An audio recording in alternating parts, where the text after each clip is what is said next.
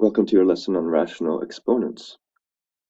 Let's take some notes. You're going to use the page you had from the other day where you added all the laws of exponents. We left two blank there. We're going to finish those up today.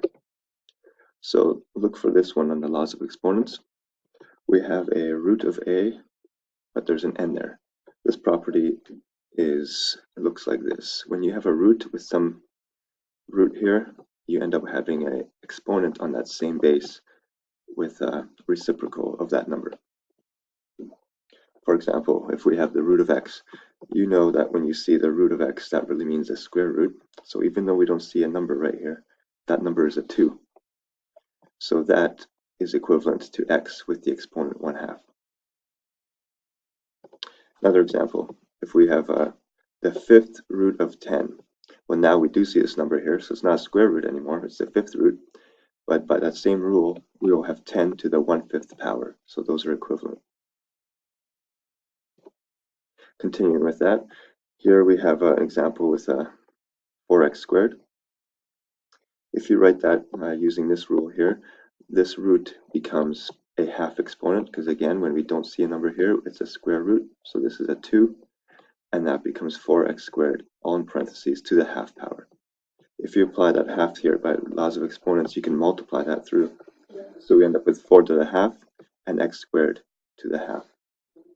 4 to the half is, again, going backwards on this rule, that is the square root of 4.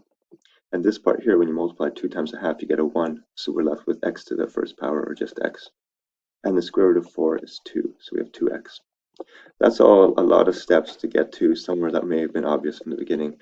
Looking at that, you may think, well, I know the square root of 4 is 2, and the square root of x squared is x. So just looking at that in the beginning, you could have said 2x. But this shows you behind the scenes using the rules why that works out. Next one, we have 8x to the 15th power, and we have a 3 out here. So this is the cube root. So if we put parentheses around this whole thing, the power, or the exponent, will be 1/3. Now that 1/3 can be multiplied through. So it becomes 8 to the 1/3 power times x, and then 15 times 1/3 is going to be 5, because 15 times 1/3 is 15 over 3, which is 5. So now we have 8 to the third power.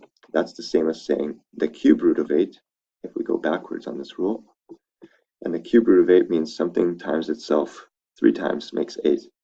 And that number is 2, because 2 times 2 times 2 is 8. So we have 2x to the 5th power. Let's look at some more samples like that. Here we have this. Again, that half there. This is exponential form. If you change this to root form, that half means it's going to be a square root. So this becomes the square root of 9 over 25. And then you can just think of it as square root of 9 and square root of 5. So square root of 9 is 3, and on the bottom we have 5. Next one, when you see a negative here, remember that when you put a negative into, right here, when you put a negative in here, if you look at how this is broken down here, when you have 1/8 to the negative 1/3, a negative can go in there, kept at 1/3 there. That's one way to look at it. And a negative sign on anything makes the things flip over. So if you have 1 to the negative 1, that can go to the bottom of the fraction. And you have 8 to the negative 1, that comes to the top of the fraction. So you actually end up with 8 over 1. So this is like 8 over 1, or just 8, and then it becomes 8 to the 1/3. And if that's 8 to the 1/3, 1/3 means we take a cube root of 8. And again, the cube root of 8 is 2. Last one has a negative sign again. The same kind of process is going to occur. So we have this to the negative. Again, when you see the negative and you imagine putting the negative in here, you'll have 7 to the negative power and 81 to a negative power. So you're just going to move the 7 down and the 81 up. So that's exactly what happened here again. 81 came up, 7 went down. Now this is no longer negative. We have a half. That means you're taking a square root of both of these. And a square root of 81 is 9. And the square root of 7 we leave like this. You may also know a rule that you cannot have a square root or any root in the denominator. So there's a process called rationalizing the denominator. Not sure if you've studied that already, but basically you're going to multiply the top and bottom by root of 7. That means on top we'll have 9 root 7. On the bottom, when you do root 7 times root 7, you'll get 7. So now this is an equivalent form to this, but the root is not in the denominator anymore. All right, so try this one. Simplify that. Notice it has that negative. So remember the rule about what you do when you have a negative.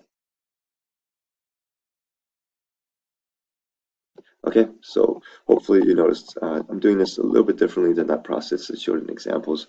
Instead of just putting a negative one in there, I'm taking the entire exponent and putting it in both. So that exponent applies to this, and that exponent also applies to this.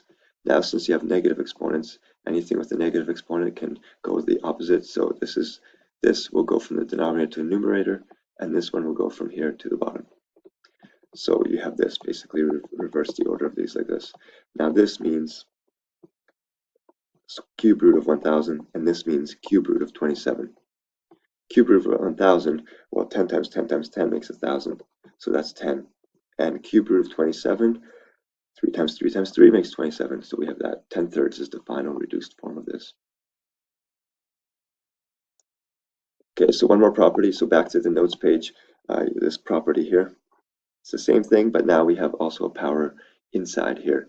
So one way to look at that is you have, again, by the rule of roots, that root on the outside can become parentheses and exponent, and we have an n there, so it's 1 over n. And if you take that and multiply it through, you have a equals m over n, because those multiplied give you m over n. So this converts to this. One way to remember this is anything out here, that number there, will always be in the bottom of the fraction, and that number there will always be the top of the fraction. So for this one here, looking at the same way, this number here will be like this number here, so it's going to be a square root, and this number here will be the power. So let's take a look, rewriting it this way. So there we have it, there's the 2 square root of 36, and the 3 there becomes the power. That power can be applied out here or inside on the 36. You'll have the same result. So the square root of 36 is 6. So we have 6 cubed, and 6 cubed means 6 times 6 times 6. We have 216. Another example. Here we have this fraction and this exponent, fractional or rational exponent out here. I'm going to apply that to both parts. So that 4/3 goes on the 8, and the 4/3 goes on the 27. Each of these individually, we have a 3 on the bottom, so that means we have a cube root. So here we have a cube root of 8, and here we have a 3 on the bottom, so we have a cube root of 27. And then there's a power on each one, so to the 4th power, and this one, 4th power as well. So the cube root of 8 is 2, and the cube root of 27 is 3.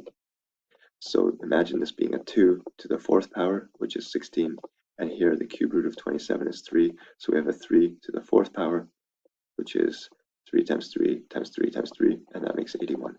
So 16 over 81. All right, so try this one.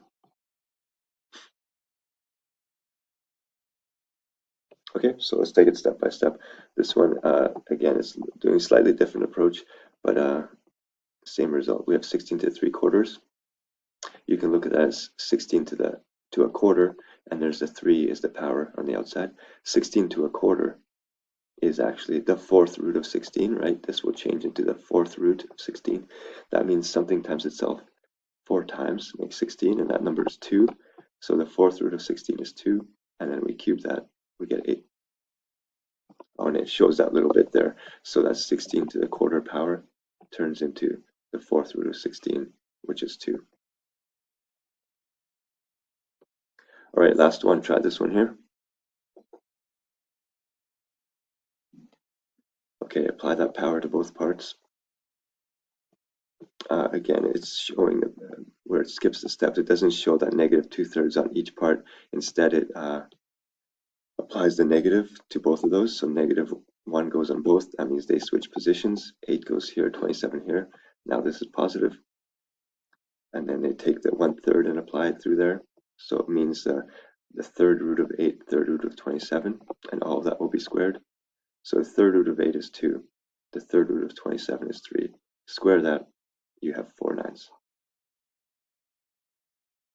All right, so with this skill, this is kind of a tough one for most students. Practice is pretty essential here. Try the practice assignment that follows this video. Just click on the assignment under the lesson and try your best. You can do it.